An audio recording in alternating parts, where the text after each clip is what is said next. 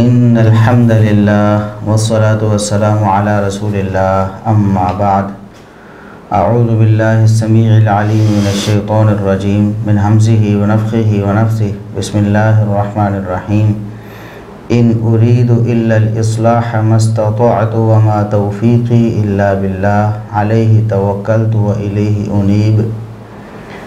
محترم سامعین و سامعات اور ناظرین و ناظرات، ہم اسلام میڈیا کے پلیٹ فارم سے آپ کے سوالات کے جوابات کے سلسلے میں حاضر ہوئے ہیں۔ آپ جس طرح ہم نے پہلے بھی عرض کیا تھا اپنے سوالات ہمیں بھیج سکتے ہیں۔ کچھ بھائیوں نے سوالات بھیجنے شروع کر دیے ہیں، انشاءاللہ ترتیب کے ساتھ جیسے جیسے فرصت ہوگی یا باری آئے گی انشاءاللہ ان کے جوابات دیے جائیں گے۔ بس کچھ تاخیر ہو سکتی ہے مصروفیات کے حوالے سے یا پہلے جو سوالات ہمارے پاس موجود ہیں ان کے جوابات کے حوالے سے، تو آپ پریشان نہ ہوئیے گا، انشاءاللہ بالترتیب جوابات جلد یا بدیر انشاءاللہ دیے جائیں گے۔ تو آج کا جو سوال ہے شیخ محترم علامہ غلام مصطفیٰ ظہیر امن پوری حفظہ اللہ تعالی سے، وہ یہ ہے کہ احناف کا ایک مسئلہ ہے شیخ، جو احناف کی کتابوں میں لکھا ہے کہ جو نجاست ہوتی ہے وہ جسم کے کسی حصے پہ لگی ہو تو اس کو چاٹ لیا جائے اس نجاست کو تو وہ حصہ پاک ہو جاتا ہے، جبکہ بہشتی زیور میں یہ لکھا ہے کہ انگلی پر اگر نجاست لگی ہو اور کوئی اسے چاٹ لے تو وہ پاک ہو جاتی ہے، اور ساتھ میں یہ لکھا ہے کہ جبکہ چاٹنا منع ہے، چاٹنا نہیں ہے۔ تو اس پر اعتراض بعض علماء نے وارد کیا کہ یہ کون سا طریقہ ہے کہ چاٹنے سے نجاست پاک کیسے ہو جاتی ہے؟ ایک تو یہ بات ہے کہ چاٹنا منع ہے کہ بات تو تھانوی صاحب نے کی ہے، جی صحیح، چلے ہم مان لیتے ہیں کہ ان کی فقہ میں بھی ایسے ہی، یعنی ان کی فقہ کی کتابوں میں جو لکھا ہو اس کا مطلب یہی ہوگا کہ منع ہے لیکن اگر کوئی چاٹ لے تو پاک ہو جاتی ہے۔ لیکن یہ جو چاٹنے سے پاک ہونے کی بات ہے، کیا ایسا کوئی احادیث و آثار سے بھی ثابت ہے؟ کیونکہ الیاس گھمن صاحب جو ہیں انہوں نے کچھ دلائل ذکر کیے ہیں اپنے تئیں، ایک صحیح بخاری سے اور 2-3 مصنف ابن ابی شیبہ سے۔ جی صحیح، اس حوالے سے آپ بتائیے کہ کیا احادیث و آثار اور مسلمان محدثین ائمہ دین کیا یہ بات کہتے ہیں کہ چاٹ لیں یا تھوک سے؟ وہ مولانا الیاس گھمن صاحب نے مطلب جو دلائل پیش کیے ہیں کہ تھوک سے فلاں چیز کو صاف کیا گیا تو اس سے ثابت ہوا کہ تھوک سے نجاست زائل ہو جاتی ہے اور جسم یا کپڑا یا کوئی چیز پاک ہو جاتی۔ ہم نے کہا یہاں بات سمجھنا، دو مسئلے ہیں۔ ایک مسئلہ یہ ہے اگر ہاتھ پر نجاست لگ جائے اور جس انگلی پہ نجاست لگی ہے اس کو زبان سے 3 مرتبہ چاٹ لیا جائے، انگلی پاک ہوگی یا انگلی پاک نہیں ہوگی، ایک مسئلہ۔ دوسرا مسئلہ، انگلی پر نجاست لگی ہو تو کیا اس نجاست کو زبان سے چاٹنا جائز ہے یا جائز نہیں؟ اس کو پاک زبان سے کرنا چاہیے تھوک سے یا اس کو پاک پانی سے کرنا چاہیے، یہ مسئلہ الگ ہے۔ اب غیر مقلدین جس مسئلے کی مخالفت کرتے ہیں تو ہمارا سوال یہ ہے کہ یہاں 2 مسئلے ہیں، تمہیں کون سے مسئلے سے اختلاف ہے؟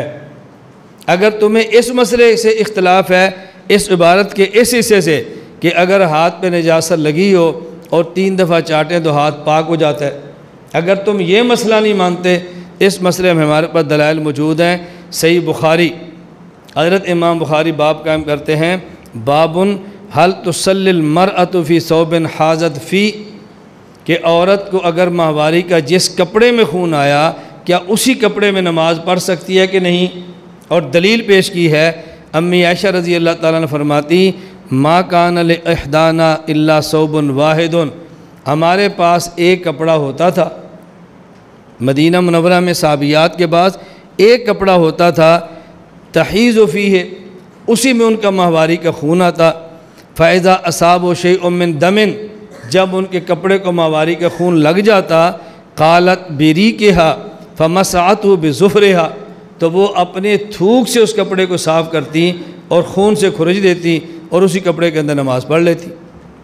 تو یہاں دیکھو مسئلہ کیا تھا، ایک ہے تھوک جو منہ کے اندر ہے، یوں صاف کرنا، اور ایک ہے تھوکنا اور تھوک کر صاف کرنا۔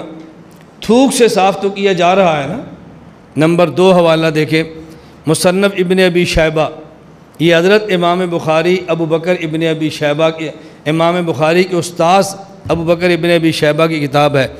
باب فی الرجل یری فی ثوبہ الدم فیغسلہ، اگر کوئی بندہ اپنے کپڑے پر خون دیکھے اور اس خون کو دھو لے تو اس کا حکم کیا ہے؟ فرماتے ہیں سعید بن جبیر کہتے ہیں ان کان بعض امہات المومنین لتقرص الدم من ثوبہا بریقہا، امہات المومنین رضی اللہ تعالی عنہن میں سے بعض وہ تھیں کہ جو خون کو اپنے منہ کے تھوک سے صاف کیا کرتی تھی اور کپڑے کو پاک فرما لیا کرتی تھی۔ نمبر 3 مصنف ابن ابی شیبہ کے اندر دوسرا والا، حضرت حسن بن علی رضی اللہ تعالیٰ عنہ رآ فی قمیصہ ہی، انہوں نے اپنی قمیص کے اندر خون دیکھا، رآ فی قمیصہ دمن فبزق فیہ ثم دلکہ، ان نے وہاں پر اپنے خون جو قمیص میں دیکھا پہلے تھوک دیا پھر اس کو رگڑ دیا۔ حسن بصری نے اپنی قمیص کے خون کو اپنے تھوک سے صاف کیا ہے۔ اسی طرح کے حوالے اور بھی موجود ہیں جو آپ کے پاس درج ہیں۔ الحمدللہ رب العالمین والعاقبۃ للمتقین والصلاۃ والسلام علی رسولہ الامین۔ بے شک احناف کا یہ مذہب ہے کہ جسم کے کسی حصے پر نجاست لگ جائے، اسے زبان سے چاٹ لیا جائے تو جسم پاک ہو جاتا ہے۔ یہ جو فقہی مسئلہ ہے یہ فتاوی عالمگیری جلد 1 صفحہ 145، فتاوی قاضی خان جلد 1 صفحہ 11، البحر الرائق ابن نجیم جلد 1 صفحہ 127، رد المحتار جلد 1 صفحہ 226، حاشیۃ الطحطاوی جلد 1 صفحہ 157 پر درج ہے۔ اذا اصاب النجاست بعض اعضائه ولحسها بلسانه حتى ذاب اثرها يطهر، جسم کے کسی حصے کو نجاست لگ جائے اسے زبان سے چاٹ لیا جائے یہاں تک کہ اس کا اثر ختم ہو جائے تو پاک ہو جاتا ہے۔ یہ فقہ حنفی کا مسئلہ ہے۔ اس میں بعض کتابوں میں اسے امام ابو حنیفہ رحمہ اللہ تعالیٰ کا بھی قول قرار دیا گیا ہے۔ ایک لطیفہ ہے کہ احمد رضا خان بریلوی صاحب انہوں نے اپنے فتاوی کے اندر کہ لکھا ہے اگر نجاست جسم کے کسی حصے کو لگ جائے، اور اپنی فقہ کی کتابوں سے انہوں نے یہ بات ذکر کی ہے، کوئی چاٹ لینے سے وہ پاک ہو جاتی ہے۔ 100 صفحات کے بعد، یعنی جو فتاوی جو اب مدون ہے 100 صفحات کے بعد کہتے ہیں، یہ جلد 4 صفحہ 556 ہے، دوسرا نسخہ جلد 2 صفحہ 134 ہے۔ انگلی سے نجاست چاٹ کر پاک کرنا کسی سخت گندی ناپاک روح کا کام ہے، اور اسے جائز جانا شریعت پر افتراء و اتہام اور تحلیل حرام اور قاطع اسلام ہے۔ اچھا جی۔ اور یہ کہنا محض جھوٹ ہے کہ منہ بھی پاک رہے گا، نجاست چاٹنے سے قطعاً ناپاک ہو جائے گا، یعنی منہ ناپاک ہو جائے گا نجاست چاٹنے سے۔ اگرچہ بار بار وہ نجس ناپاک تھوک یہاں تک نگلے کہ اثر نجاست کا منہ سے دھل کر سب پیٹ میں چلا جائے، پاک ہو جائے گا، مگر اس چاٹنے نگلے کو وہی جائز کہے گا جو نجس کھانے والا ہے۔ آگے انہوں نے فرمایا الخبیث للخبیثین والخبیثون للخبیثی، تو یعنی پہلے اس کو جائز لکھا، 100 صفحات کے بعد پھر ان کے ذہن سے یہ بات اتر گئی ہوگی، یا انہوں نے پہلے ایک فتویٰ دیا ہوگا، ان کو علم ہی نہیں ہوگا، یا یہ فتویٰ بعد میں دیا ہوگا، واللہ عالم الصواب۔ فقہ حنفی میں تو یہ ہے کہ اگر نجاست جسم کے کسی حصے، بدن کے کسی حصے کو لگ جاتی ہے، زبان سے چاٹ لیں اسے تو وہ پاک ہو جاتا ہے۔ یہ تو تھانوی صاحب اور کیا کہتے علم الفقہ کے اندر عبد الشکور لکھنوی فاروقی صاحب نے لکھا ہے کہ یہ تو کوئی مسلمان ایسا کر ہی نہیں سکتا کہ وہ نجاست کو زبان سے چاٹے اور پھر یہ کہے کہ یہ تو پاک ہو گئی ہے۔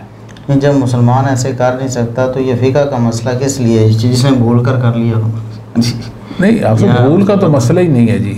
یہ تو تھانوی صاحب نے ایک توجیہ کی نہیں کہ منع ہے جی. منع اس کو کس نے کیا جی؟ امام ابو حنیفہ تو اجازت دے رہے ہیں نا فقہ کی کتابوں میں. اگر وہ کہتے ہیں کہ ایک آدمی اجازت ہم نہیں دیتے، اتفاق سے اگر اس نے ایسا کر لیا، جی جی جسم گندگی لگی ہوئی تھی، مطلب خون لگا ہوا تھا، جی تو احناف کے نزدیک تو انسان کا خون بھی نجس اور پلید ہے. جی یا دم مسفوخ لگا ہوا تھا، جی یا خنزیر کا خون جسم پر لگ گیا، جی یا حیض کا خون لگ گیا، وہ کہتے ہیں اس کو آپ چاٹیں زبان سے، اچھا چاٹنے سے وہ پاک ہو جاتی ہے. اگر وہ یہ کہتے ہیں کہ ہم اجازت نہیں دیتے، اگر کوئی ایسا کر لے تو پاک ہو جائے گی، جی نجاست مطلب زائل ہو جائے گی، جی. ہم کہیں گے کہ اس پر آپ کے پاس کیا دلیل ہے؟ یعنی ہم اس کو علی سبیل التنازل، ہم یہ نہیں کہتے، اس بحث میں نہیں پڑھتے اور اس پر کوئی تکرار بھی نہیں کرتے کہ ان کے نزدیک یہ جائز و ناجائز مسئلہ ہے کہ نہیں. جی بالکل. پاک ناپاک کا مسئلہ کہ کیا اگر کوئی مطلب غلطی سے یا ان کی فقہ میں جو بھی ہے منع ہے پھر بھی کوئی چاٹ لے تو کیا اس چاٹنے سے پاکیزگی حاصل ہو جائے گی کہ نہیں؟ بالکل نہیں ہوگی. صحابہ، تابعین، تبع تابعین، ائمہ دین، جی کوئی مسلمان یہ بات نہیں کہتا کہ نجاست زبان سے چاٹے تو وہ پاک ہو جاتی ہے. شریعت نے نجاست کے ازالہ، اس کو زائل کرنے اور اس جگہ کو پاک کرنے کا جو طریقہ بتایا ہے، جو چیزیں بتائی ہیں، ان میں تھوک نہیں ہے. اب دیکھیں نا، یہ تو انسانی عقل کے بالکل منافی بات ہے. یہ کوئی صاحب عقل کیسے آپ سب بات کر سکتا ہے کہ نجاست کپڑے پہ لگی ہوئی ہے، خنزیر کا خون لگ گیا، حیض کا خون لگ گیا، اس کو چاٹنا شروع کر دے اور پھر تھوک دے اور کہے کہ میرا تو منہ بھی پاک ہو گیا، میرا جسم بھی پاک ہو گیا. آیا تھوک سے نجاست کیسے پاک ہو سکتی ہے؟ زائل کیسے ہو سکتی ہے؟ اللہ تعالیٰ تو فرماتے ہیں وَأَنزَلْنَا مِنَ السَّمَاءِ مَاءً طَهُورًا. پاک نجاست کو پاک کرنے کے لیے اللہ تعالیٰ نے تو پانی اتارا ہے آسمان سے، اور اس پر اجماع نقل کر دیا. ابن المنذر رحمۃ اللہ علیہ نے اپنی کتاب الاوسط کے اندر بھی ذکر کیا اور اپنی کتاب الاجماع کے اندر، اور بعد والے علماء ابن القطان یا ابن قدامہ نے مغنی کے اندر اس حوالے سے اجماع نقل کیا ہے کہ پانی کے علاوہ جو مطلق پانی ہوتا ہے، مائع مطلق جسے کہتے ہیں، جس پر پانی کا نام بولا جاتا ہے، اس کے علاوہ کوئی مائع ایسا نہیں ہے مائعات میں سے کہ جس سے نجاست کو دور کیا جا سکے. مثال کے طور پر کوئی بندہ کہتا ہے، فقہ حنفی میں باقاعدہ سے یہ بات تو لکھی ہوئی ہے صاحب، مثال ہدایہ جلد 1 صفحہ 71 ہے، المبسوط ہے سرخسی کی جلد 1 صفحہ 96 ہے، اور فتح القدیر ابن حمام کی جلد 1 صفحہ 169 اور 70 ہے، اور منیت المصلی صفحہ 35 میں یہ بات لکھی ہوئی ہے کہ یجوز تطہیرها بکل ماء طاہر ویمکن ازالتها بھی کالخل وماء الورد ونحو ذالک مما اذا اسرا اثرا وَهَذَا عِنْدَ أَبِي حنیفہ و ابی یوسف. نجاسات ہر پاک مائع سے زائل ہو جاتی ہیں. مائع مثلا سرکہ ہے، عرق گلاب اور دوسری وہ چیزیں جو نچوڑنے سے نچڑ جاتی ہیں، امام صاحب کا مذہب ہے، ابو یوسف صاحب کا مذہب ہے، پاک ہو جاتی ہیں. یہ اجماع امت کے خلاف بات ہے. اللہ نے جو حکم اتارا ہے، کہ میں نے تو اللہ نے جو حکم دیا کہ میں نے پانی اتارا ہے نجاسات کو پاک کرنے کے لیے، ان کو زائل کرنے کے لیے. اب ایک انسان کہتا ہے جی کہ وہاں تو کیا ہے، الماء کا لفظ ہے نا، الماء پانی ہے. اب سوچیں کہ اب سرکے کو بندہ پانی کہہ سکتا ہے؟ نہیں. ماء الورد، یہ جو عرق گلاب ہے، اس کو کہہ سکتا ہے. روح افزا کو یا جام شری کو یا کوئی بھی مطلب مشروب ہو، اس سے نجاست کیسے ہم دور کر سکتے ہیں؟ یہ اسلام کا جو نظام طہارت و نظافت ہے، اس میں قطعاً ایسا کچھ نہیں ہے. جی. تو ایک اور بات یہاں ہم روک کر کریں گے، وہ یہ ہے کہ احناف کے نزدیک 1 درہم برابر جو نجاست ہے وہ معاف ہے. ایک درہم کے برابر اگر نجاست ہے وہ تو معاف ہے نا. اس کو دھونے کی بھی کوئی ضرورت نہ پانی کے ساتھ، نہ جناب سرکے کے ساتھ، اور نہ ہی عرق گلاب کے ساتھ. ہاں یہ کہتے ہیں کہ دودھ اور تیل سے نہ دھوئیں، وہ چکنا ہی رہ جاتی ہے. اس طرح کی بات کرتے ہیں. اب وہ درہم کی کیا بات کرتے ہیں؟ یہاں بھی بات کرنا میں تو سمجھتا ہوں مناسب نہیں ہے شاید، لیکن مجبوری ہے، کیا کریں آپ صاحب، کہ وہ کہتے ہیں درہم جو انسان کی شرمگاہ کا پچھلا حصہ ہے نا، پچھلی شرمگاہ کا جو حصہ ہے وہ درہم کے برابر ہے۔ جب انسان استنجا پتھروں سے کرتا ہے تو اتنی ساری نجاست جو ہے نا وہ اس پر لگ جاتی ہے، وہ پتھر استعمال کرنے سے بھی زائل نہیں ہوتی، یعنی اس کا اثر زائل نہیں ہوتا، لہذا ہم کہیں گے کہ وہ ایک درہم کی برابر جگہ ہے، لہذا درہم برابر جگہ پہ اگر نجاست لگ جاتی اس میں آپ نماز بھی پڑھ لیں۔ حیض کا خون اتنا لگ گیا، خنزیر کا خون لگ گیا، کتے کا خون لگ گیا، تو آپ کیا کریں، اس میں نماز پڑھیں، اس کو تو سرے سے دھونے کی ضرورت ہی نہیں ہے، اس کو تو سرے سے دھونے کی ضرورت ہی نہیں ہے۔ پھر حیرانی والی بات یہ ہے کہ علامہ عینی نے یعنی اور بھی کچھ دلائل ضعیف روایات، سخت ترین محدثین کے اصول کے مطابق جو ضعیف روایات وہ پیش کرتے ہیں، لیکن یہاں ایک اور بات ہے۔ علامہ عینی نے البنایہ کے اندر یہ بات لکھی، جلد 1 صفحہ 726 کے اندر، وَذُكِرَ فِي الْأَسْرَارِ، کوئی اسرار نام کی کتاب ہے، ان علی وابن مسعود، سیدنا علی اور سیدنا ابن مسعود سے ہے، انہما قدر النجاست بالدرہم، کہ سیدنا علی اور ابن مسعود نے جو مقدار جو بیان کی ہے نا نجاست کی، کہ جو معاف ہے، یعنی جس کو دھوئے بغیر بھی آپ نماز پڑھ سکتے ہیں، تلاوت کر سکتے ہیں، طواف کعبہ کر سکتے ہیں وغیرہ وغیرہ، وہ 1 درہم ہے۔ ہم حیران ہو گئے ہیں کہ اتنا کمزور مذہب ہے جی، اتنا کمزور مذہب ہے۔ پھر اس کو سہارا دینے کے لیے جو کمزور دلیل پیش کی گئی ہے، سیدنا علی اور سیدنا ابن مسعود رضی اللہ تعالیٰ کی طرف جو منسوب یہ اثر ہے، دنیا جہان حدیث کی کسی کتاب میں اس کا کوئی ذکر، کوئی ثبوت، کوئی سند نہیں ہے۔ مطلب یہ صحابہ کرام کو استعمال کر کے اپنی فقہ کا دفاع کرنا چاہتے ہیں۔ اب ہم بھی آپ سب یہ کہتے ہیں، دیکھیں نا، شوافی کی اپنی فقہ ہے، موالک کی اپنی ہے، احناف کی اپنی ہے، دیگر جو ہے نا جی فقہا کی فقہ ہے، ٹھیک ہے، ان کا مذہب، ہمیں کیا ضرورت ہے اس میں پڑھنے کی۔ لیکن جب ہمارے بھائی اپنے فقہ کے دفاع میں آثار صحابہ کا غلط معنی لے کر یا ان آثار صحابہ کو غلط معنی پہنا کر اپنے مذہب کی دلیل کے طور پر اس کو پیش کرتے ہیں، تو پھر ہم سمجھتے ہیں کہ یہ مناسب نہیں ہے، پھر ہم نصیحت کرتے ہیں کہ نہیں، ایسا نہیں کر لینا چاہیے، ٹھیک ہے جی، انگلی پہ نجاست لگی اس کو 3 بار چاٹیں، تھوکیں، آپ کا منہ پاک اور انگلی پاک، یہ آپ کا مذہب ہے، کرتے رہے، ہمیں سے کیا ہے۔ ہم نے تو اتنا ہی بتانا ہے کہ شریعت میں اس کا کوئی ثبوت نہیں ہے۔ اچھا جی، پھر ایک اور قول ہے جی، دوسرا قول یہ ہے کہ یہ ہتھیلی برابر ہے، ہتھیلی کی جو چوڑائی ہے نا، صاحب ہدایت نے یہ لکھا ہے کہ سیدنا عمر کا اتنا ناخن تھا جی۔ اچھا، ہاں جی، اتنی نجاست اگر لگی ہوتی ہے تو پھر وہ بھی معاف ہے، آپ اس میں نماز پڑھ لیں، وہ کپڑا پاک ہے۔ اس کا کیا مطلب ہے کہ سیدنا عمر رضی اللہ عنہ کا اتنا ناخن تھا؟ پتہ نہیں آسا، میں آپ کو سنا دیتا ہوں جی، جس قدر آپ پریشان ہیں میں بھی اتنا ہی پریشان ہوں، بلکہ زیادہ ہوں جی۔ یہ البنایہ جلد 1 صفحہ 726 علامہ عینی حنفی نے لکھا ہے، وعن عمر اچھا انہ قدرہا بظفرہ، اچھا، یہ نجاست جو معاف ہے، گندگی یا جس پر مواخذہ نہیں ہوگا، اس کی مقدار عمر رضی اللہ تعالیٰ نے اپنے ناخن کے ساتھ جو ہے نا جی وہ مقرر کی۔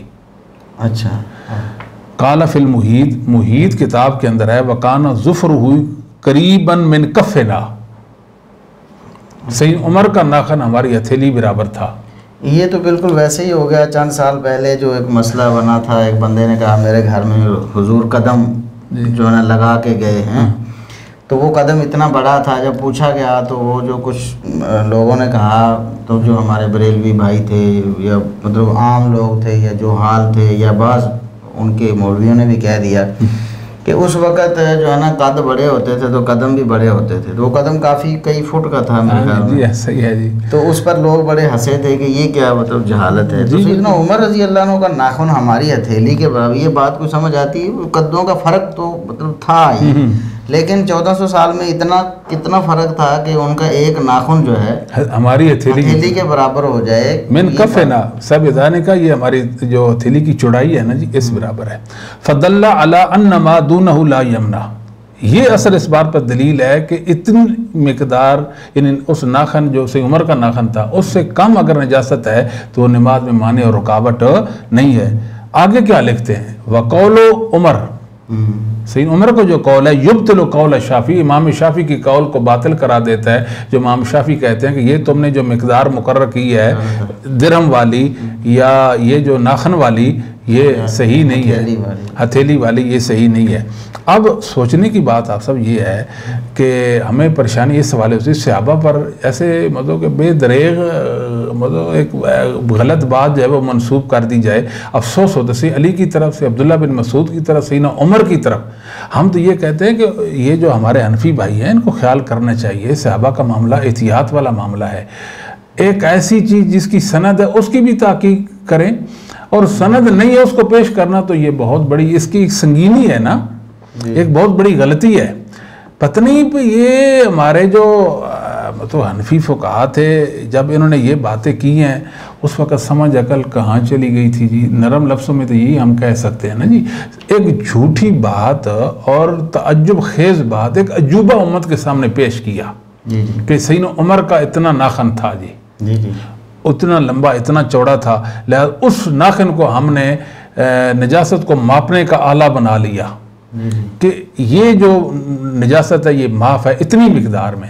اب دیکھیں کہ یہ جو جھوٹے آثار وضع کیے گئے آثار ان پر نجاست کے حوالے سے اگر بنیاد ڈالیں گے تو اس بنیاد کی کیا حیثیت رہ جائے گی؟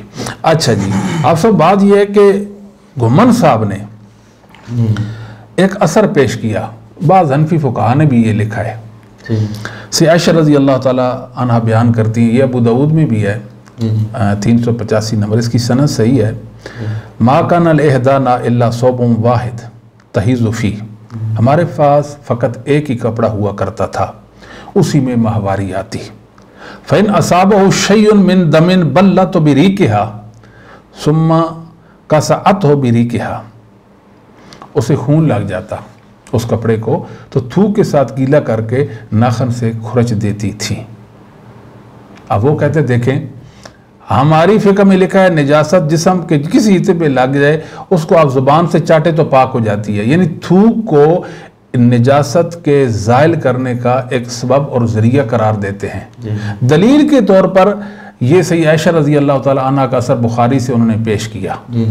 اب دیکھو نا جو صحابیات تھیں جو امہات المومنین تھیں وہ کیا کرتی تھیں، اگر وہ لگا ہوتا تھا حیض کا خون تو ایسے تھوک لی ناخن کے ساتھ اس کو کھرچا۔ اب سوچنے کی بات ہے کہ کہاں تھوک کے ساتھ اس کو کھرچنا اور کہاں چاٹنا، منہ میں ایک نجاست لے جانا پھر کہنا کہ وہ جگہ بھی پاک ہو گئی اور منہ بھی پاک ہو گیا، ان میں کتنا بہت اور فرق ہے جی۔ یہ دلیل جی آپ صاحب یہ دلیل بن ہی نہیں سکتی قطعی طور پر۔ ہم کہتے ہیں کہ آپ کا اپنا مذہب، مگر صحابہ کو کچھ نہ کہیں، صحابہ تو ہمارے ہیں نا، صحابہ کا احترام کرنا، ان سے محبت و عقیدت، ان کے اقوال و جو افعال تھے، ان کے جو فتاوی جات تھے، ان کا دفاع کرنا بھی ہمارے ایمان کا حصہ ہے۔ دیکھیں نا امت میں ایک انسان بھی پیدا نہیں ہوا، کوئی مسلمان یہ نہیں کہتا کہ تھوک سے نجاست زائل ہو جاتی ہے، پھر یہ کہ اس کو تھوک منہ کے اندر ہی رہ جائے، یعنی منہ کے اندر تھوک ہے، آدمی ایسے نجاست چاٹے ایسے، یہ کیا طریقہ ہے جی پاک کرنے کا؟ کوئی طریقہ نہیں ہے۔ آپ سب اس اثر کی بنا پہ اگر کوئی بندہ یہ کہے کہ ہمارے مذہب میں جو تھوک یعنی وہ نجاست چاٹنے سے جو پاک ہو جاتی ہے، ہماری دلیل یہ سی عائشہ کا اثر ہے، تو ہم سمجھتے ہیں کہ یہ نامناسب ہے۔ دیکھیں نا شاید سیدھی سی بات ہے کہ ان کا مقدمہ یہ ہے کہ تھوک ہماری فقہ میں لکھا ہے کہ اگر کسی چیز کو چاٹ لیں تو وہ پاک ہو جاتی ہے۔ جی جی، یہاں ایک تو چاٹنے کا ذکر اس اثر میں نہیں ہے، بالکل اس نہیں میں ہے جی، تھوک باہر لگا کر کپڑے کو کھرچنے کا ذکر، اور یہاں پاک ہونے کا بھی ذکر نہیں۔ بالکل صحیح آپ صاحب، جیسا کہ مطلب جی جی، آپ سے ابن حجر آپ صاحب شارح بخاری آپ سے ابن حجر رحمہ اللہ تعالیٰ نے فتح الباری جلد 1 صفحہ 413 پہ یہ بات لکھی ہے کہ لیس فی ایزن انہا صلت فی، جی اس اثر میں جو صحیح عائشہ کا اثر ہے کہ ہمیں سے کسی کے کپڑے پر حیض کا خون لگ جاتا، تھوک سے اس کو کیا کرتی، گیلا کرتی اور پھر اپنے ناخن سے کیا کرتی، رگڑتی تھی۔ حافظ ابن حجر رحمہ اللہ تعالیٰ کہتے ہیں کہ لیس فیہ ایزن انہا صلت فی، اس میں تو ذکر تک بھی نہیں ہے کہ سیدہ عائشہ رضی اللہ عنہ اسی کپڑے میں نماز پڑھ لیتی تھی بغیر دھوئے، ولا یکون فی حجت لمن اجازہ ازالت النجاسہ بغیر الماء، جو کہتا ہے کہ پانی کے علاوہ جو دیگر مائعات ہیں، جو چیزیں ہیں کیا کہتے ہیں ان سے نجاست زائل ہو جاتی ہے، اس کی یہ دلیل نہیں بن سکتا۔ بالکل صحیح ہے۔ آگے کہتا ہے وَإِنَّمَا أَزَالَتِ الدَّمَ بِرِيقِهَا لِيَذْهَبَ أَثَرُهُ وَلَمْ تَقْصِدْ تَطْهِيرًا۔ ٹھیک ہے جی، سیشا نے تھوک سے خون اس لیے صاف کیا تھا تاکہ اس کا نشان ختم ہو جائے، ان کا پاک کرنا ہرگز مقصود نہیں تھا۔ وہ تو جس طرح حدیث میں آیا جی بالکل، یہ تو آپ سے فتح الباری کی آپ سے نجر رحمہ اللہ نے اس اثر کے حوالے سے کہا ہے۔ اب حدیث کے اندر کیا ہے؟ حدیث کے اندر یہ ہے کہ ام قیس بنت میسن رضی اللہ تعالیٰ عنہ بیان کرتی ہیں کہ میں نے نبی کریم صلی اللہ علیہ وسلم سے دم حیض کے بارے میں پوچھا جو کپڑے کو لگ جائے، آپ نے فرمایا حکی ہے بذلء، نوکدار چیز سے آپ اس کو کھرچیں، وغسلیہ بماء، اس کو پانی کے ساتھ دھوئیں۔ یہ امر وجوب کے لیے ہے، یہ فرض ہے کہ پانی کے ساتھ جو ہے وہ حیض کا خون جو نجس ہے اس کو دھویا جائے گا۔ اب کوئی بندہ یہ کہتا ہے جی حیض جو ہے وہ جسم پہ لگ گیا، مثال کسی عورت کے جسم پہ لگ گیا، اس نے کیا کیا جی، وہ انگلی کے ساتھ اس کو منہ میں داخل کیا، اس کو چاٹا، پھر وہ پاک ہو گیا۔ کہتے ہیں ہم یہ نہیں کہتے چاٹے، اگر چاٹ لیے تو پاک ہو جائے گا، اس میں کوئی دلیل نہیں۔ اگر کہیں کہ یہ اثر دلیل ہے تو یہ اثر دلیل نہیں بن سکتا جی۔ یعنی سیدہ عائشہ رضی اللہ عنہا کا جو اثر انہوں نے پیش کیا ہے اس میں اتنا ذکر ہے نبی کریم صلی اللہ علیہ وسلم کے پہلے حکم پر عمل ہوا ہے کہ اس کو کسی نوکدار چیز سے رگڑ دیں، صاف کر دیں، جی بالکل، پھر اس کو دھونے کا ذکر ہے، جی بالکل، جبکہ سیدہ عائشہ رضی اللہ عنہا کے اثر میں یہ نہیں ہے کہ انہوں نے دھویا نہیں اور ویسے ہی نماز پڑھ لی۔ بے شک ایک عورت بیٹھی، اس نے کہا کہ میں اس کا یعنی یہ خون اتار دوں بعد میں دھو لوں، تو انہوں نے خون اتارا ہے، بعد میں یہ نہیں کہ دھوئے بغیر نماز پڑھ لی۔ پاک ہونا تو تب ثابت ہوتا ہے اس کا جب اس طرح نماز پڑھنا ثابت ہوتا ہے۔ بالکل۔ اسماء بنت ابی بکر رضی اللہ تعالیٰ عنہ بیان کرتی ہے، بخاری کی حدیث سے 227 سے نمبر اور مسلم کی 291 ہے، جاءت امرأۃ، اچھا جی، ایک عورت آئی النبی صلی اللہ علیہ وسلم، نبی کریم صلی اللہ علیہ وسلم کے پاس، وقالت، کہنے لگی، ارأیت احدانا تحیض فی الثوب، آپ کی خدمت میں حاضر ہوئیں اور عرض کرنے لگی کہ کپڑوں کو حیض کا خون لگ جائے، کیف تصنع، تو اس کو پاک کیسے کیا جائے گا؟ آپ مجھے یہ فرمائیں اللہ کے نبی صلی اللہ علیہ وسلم وہ کیسے پاک کیا جائے گا؟ آپ نے فرمایا تحطہ ثم تقرصہ بالماء وتنزعہ وتصلی فیہ، کھرچیں، پانی سے ملیں اور دھو دیں، پھر اس میں نماز پڑھ لیں۔ یہ کبھی نہیں ہوا کہ کسی صحابیہ کے کپڑے پر ڈاٹ سا لگ گیا ہو حیض کے خون کا اور اس نے ایسی زبان سے مطلب کو تھوک اوپر لگا کر ناخن کو اس پہ رگڑا ہو اور اس میں نماز پڑھ لی ہو۔ نہ اس اثر جو سیدہ عائشہ کا اثر ہے بخاری میں اور ابو داؤد میں کسی نے مانا اس کا کیا ہے، نہ مسلمانوں میں کوئی یہ قائل ہے کہ تھوک سے نجاست زائل ہو جاتی ہے اور پھر وہ تھوک منہ میں لے جائیں، یہ اوپری سی بات ہے نا جی، وہ منہ میں لے جائیں۔ ادھر کیا ہے کہ تمام صحابیات جتنی بھی آپ وسلم سے پوچھا کرتی تھی، آپ یہی فرماتے اس کو کھرچیں بھائی، کھرچیں اور پھر دھوئیں۔ آپ سے نجر بھی کہتے وہ چاہتی یہ تھی کہ اس کا اثر زائل ہو جائے، پھر میں دھو لوں گی، جیسے کہ نبی پاک صلی اللہ علیہ وسلم کا فرمان اغسلیہ بالماء ہے کہ آپ نے حکم فرمایا کہ آپ اس کو جو خون ہے حیض کا اس کو دھو دیں پانی کے، یہ حکم ہے آپ صلی اللہ علیہ وسلم کا۔ تو لہذا ہم یہ کہتے ہیں کہ جو بھی بات ہو ٹھیک ہے، گمن صاحب کو حق ہے اپنی فقہ کا دفاع کرنے کا، ان کی اپنی فقہ ہے، صحیح ہے یا غلط ہے ہمیں سے نہیں ہے، ہم نے کون سا اس پہ عمل کرنا ہے، کیا خیال ہے؟ لیکن ایک علمی دیانت کا تقاضا ہوتا ہے کہ ہم یہ تو کہنے کا حق رکھتے ہیں نا کہ یہ فقہ جو ہے یہ قرآن و سنت سے ماخوذ نہیں ہے، یعنی اس پر قرآن و سنت کے دلائل نہیں، اجماع امت کے خلاف کئی باتیں اس میں آپ سب آ گئی، مثلا درہم کی قید لگانا، پھر یہ کہنا سے عمر کا اتنا بڑا ناخن تھا، پھر علی رضی اللہ ابن مسعود رضی اللہ تعالیٰ پر ایک جھوٹا اثر جو ان کی طرف منسوب کر دینا، یہ گمن سم کو چاہیے نا تمام آثار کی ہمیں سندیں پیش کریں نہ دکھائیں مسلمانوں کو، اور پھر اس پر فخر ہوگا ہمیں بھی، اگر صحیح سند سے سید عمر کا ناخن اتنا ثابت ہو جائے، کیا خیال ہے، جیسے علی سے یا سید عبداللہ بن مسعود سے یہ بات ثابت ہو جائے کہ ایک درہم برابر نجاست ہو تو وہ معاف ہوتی ہے، تو ٹھیک ہے ہم صحابہ کے آثار کو لیں گے، کیوں نہیں لیں گے؟ بالکل صحیح ہے، ہم صحابہ کے آثار لیں گے، مگر آیا ایسے ہی لے لیں گے یا ان کا کوئی ہمیں ثبوت چاہیے ہوگا؟ یہ تو پتہ نہیں کہاں سے آ گیا جی، حدیث کی کتابوں میں ان آثار کا کوئی ذکر نہیں ہے جی۔ باقی یہ سید عائشہ والا جو اثر ہے اس کو دلیل بنا کے کوئی بندہ یہ بات کرے، پھر ایک طرف منع بھی کرتے ہیں۔ دیکھیں نا، ایک طرف تو یہ کہتے ہیں کہ ایسا کرنا نہیں چاہیے، اگر کوئی کر لے زبان سے نجاست کو چاڑ لے تو کیا ہو جائے گی؟ نجاست زائل ہو جائے گی۔ ادھر صحابیات کا یعنی سید عائشہ کا اثر پیش کرتے ہیں، کیا وہ کیا کہتی تھی کہ کوئی ایسا کر لے؟ وہ تو کرتی تھی، وہ تو کرتی تھی۔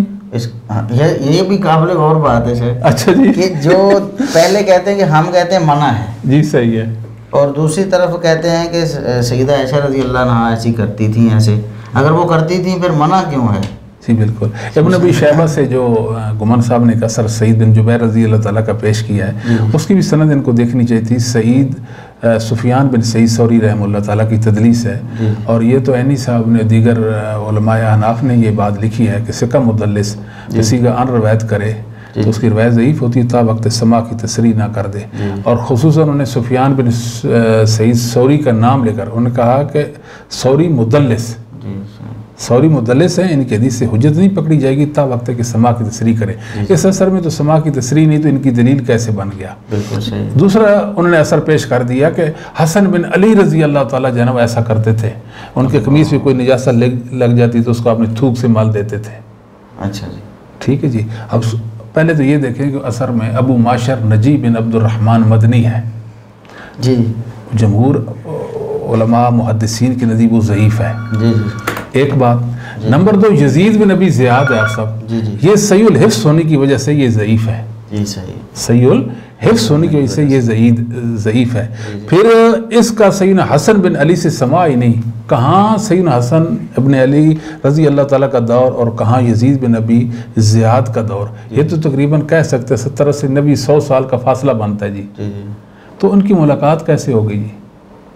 یعنی اثر منقطع بھی ہے، ضعیف بھی ہے، لیکن یہ نہیں دیکھا دورے کی کلاس ہے، سامنے علماء اور طلباء بیٹھے ہیں، ان سے مخاطب ہیں، ان کو پڑھا رہے ہیں، اور دورہ ہے تحقیق المسائل، تحقیق المسائل کا۔ بھلے ہی تحقیق ہو رہی ہے، یہ کیسی تحقیق ہے جی کہ جھوٹی موٹی اور اڑتی بے پر اور بے سروپا روایات آپ پیش کر کے جو آپ کی جی میں معنی مطلب ہوتا ہے۔ دیکھیں نا، یہ آپ سب یہ اثر، یہ جتنے آثار ہیں، مثال سے عائشہ والا جو اثر ہے جو بخاری سے وہ دلیل ہی نہیں بنتا، اس میں بنتا ہی نہیں۔ آپ سب یہ محدثین کے اس کے معنی سے کیوں مطلب کہ وہ ناواقف رہ گئے؟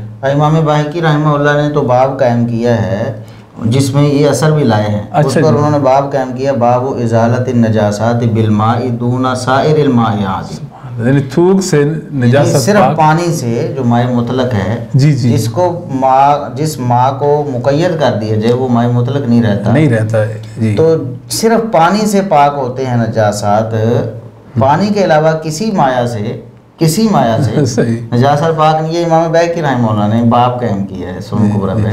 میں تو اس بات کہ یہ ہمیں شکریہ ادا کرنے حنفی فقہا کا جو کہتے ہیں کہ دودھ کے ساتھ جو ہے نا جی وہ نجاست دور نہ کر، کہتے ہیں اس میں چکنائی ہوتی ہے، مطلب دودھ کو مستثنا کر دیا، ہاں جی، چکنائی ہوتی ہے، مطلب بھلا ہے نا جی آپ صاحب، ورنہ تو لوگوں نے تو یہ جو مطلب نبیذ کے ساتھ بھی سب کچھ نبیذ آپ سب کچھ، وہ کہتے ہیں کہ جو مائع ہے نا نچوڑنے سے نچڑ جائے، ہاں جی، نبیذ تو نچڑ جاتا ہے نا جی، نچڑ جاتا ہے جی، مطلب ہر چیز جو نچوڑنے سے نچڑ جائے اس کے ساتھ نجاست آپ دور کر سکتے ہیں۔ چلے وہ تو ایک مسئلہ ہے اجماع امت کے خلاف مسئلہ ہے، اس میں قرآن کے بھی خلاف ہے اور صحیح حدیثوں کے بھی خلاف ہے۔ بڑا مسئلہ تو آپ سب یہ ہے کہ ٹٹی، پیشاب، نجاست، حیض کا خون، خنزیر کا خون، کتے کا خون، دم مسفوح، جتنی نجاسات یہ جسم کے کسی حصے پہ لگ جائیں، جتنی بھی لگ جائیں، پہلی بات ہے درہم برابر تو معاف ہے، اس کے بعد جتنے بھی لگ جائیں آپ ایسے اس کو چاٹتے رہ جائیں زبان کے ساتھ، مثلا ہاتھ پہ تو نجاست لگ جائے اس کو چاٹیں وہ پاک ہو جائے گا، اور کہتے ہیں جی ہم کب کہتے ہیں چاٹیں، اگر چاٹ لیے تو پاک ہو جائے گا، اس پہ کوئی دلیل نہیں۔ اب اگر وہ آپ کہیں کہ غلط ہے چاٹنا، تب بھی چاٹنے سے پاک ہونا تو ثابت نہیں نا۔ نہیں جی بالکل صحیح ہے۔ باقی یہ جو صحابیات ہے وہ اس اثر سے یہ معلوم ہوتا ہے وہ ایسا کر لیتی تھی، جی جی، کھرک جاتی تھی، قصدن ایسا کرتی تھی، وہ قصدن ایسا کرتی تھی، یہ تو کہتے ہیں ہم منع کرتے ہیں۔ اگر پھر دونوں کا آپ سب دونوں کا فرق ہے، کہاں تھوک کے ساتھ جو ڈاٹ لگا ہوا ہے اس کو مطلب کھرچیں اور نرم کریں اور پھر کھرچ دیں، اور پھر وہ نبی پاک کے فرمان کے مطابق ایک سلی ہی ماء کے پانی کے ساتھ اس کو دھو دینا، اس کو حکم آپ کے حکم کے مطابق ایسا کرتی تھی۔ جب بھی مطلب کہ حیض کے خون کو کپڑے سے دور کرتی تھی پہلے کھرچنے کا ذکر آیا ہے. جی جی اس پر انہوں نے عمل کر لیا. اس کے بعد یہ تو نہیں کہ اسی طرح اس کو پاک سمجھ لیا. اور یہ کہتے ہیں کہ ہم یہ نہیں کہتے کہ تم چاٹو, اگر چاٹ لیے تو پاک, اس پہ کوئی دلیل نہیں ہے. پھر بعض لوگ یہ بھی ایک دلیل دیتے ہیں جی کہ دیکھو جی عورت ہے وہ کام کر رہی ہے, وہ کیا کہتے ہیں اس کا سلائی کڑھائی کا, ٹھیک ہے جی, سوئی لگی تو فوراً ایسے منہ میں وہ سوئی لگی تو انگلی منہ میں ڈال لیتی ہے اور پھر تھوکتی ہے, پھر ڈالتی تھوکتی, پھر واہ جی وہ بڑی فقیہ ہے جی. پہلی بات انسان کا خون اس کے نجس ہونے پر کوئی دلیل ہی نہیں ہے. ایک بات, انسان کا خون نجس ہوتا ہی نہیں. نمبر 2, وہ فقیہ سے یہ پوچھے کہ تجھے کس نے کہا کہ اس طرح انگلی کو پاک کرنا ہے؟ اگر تو سمجھتی ہے کہ یہ خون نجس ہے, اس نجاست کو پہلے منہ میں ڈالنا ہے, زبان کو گندا اور نجس کرنا ہے, منہ کو گندا کرنا ہے, اور اس کے بعد جو ہے آپ نے اپنی انگلی کو پاک صاف کرنا ہے. یہ کوئی طریقہ نہیں ہے جی. نہیں, یہ تو مولانا الیاس گھومن صاحب نے باقاعدہ اس کو جسٹیفائی کیا ہے. اچھا جی. اور اس مسئلے کو بیان کرتے ہوئے انہوں نے کہا کہ یہ مسئلہ اس لیے فقہا نے بیان کیا کہ ایک عورت جو دیہات میں رہتی ہے, وہ اس کو سوئی لگتی ہے کڑھائی سلائی کا کام کرتے ہوئے, تو منہ میں ڈالتی ہے, وہ اس کو 1 دفعہ تھوکتی, 2 دفعہ 3 دفعہ, تو کہاں نجاست رہ جاتی ہے؟ تو اس کا مطلب تو یہ ہے کہ پہلے کہہ رہے ہیں کہ منع ہے, اور ادھر کہہ رہے ہیں کہ کرے, وہ کر لے. ہاں جی, ادھر کہہ رہے ہیں, اس کو مطلب ہے کہ اس کو صحیح کہہ رہے ہیں کہ کوئی حرج نہیں, وہ کر دے, نجاست کہاں رہ جاتی. یا تو خون کو آپ نجس نہ مانیں, جس طرح مطلب قرآن و سنت کے مطابق مسئلہ یہ ہے کہ خون نجس نہیں ہے, انسانی خون.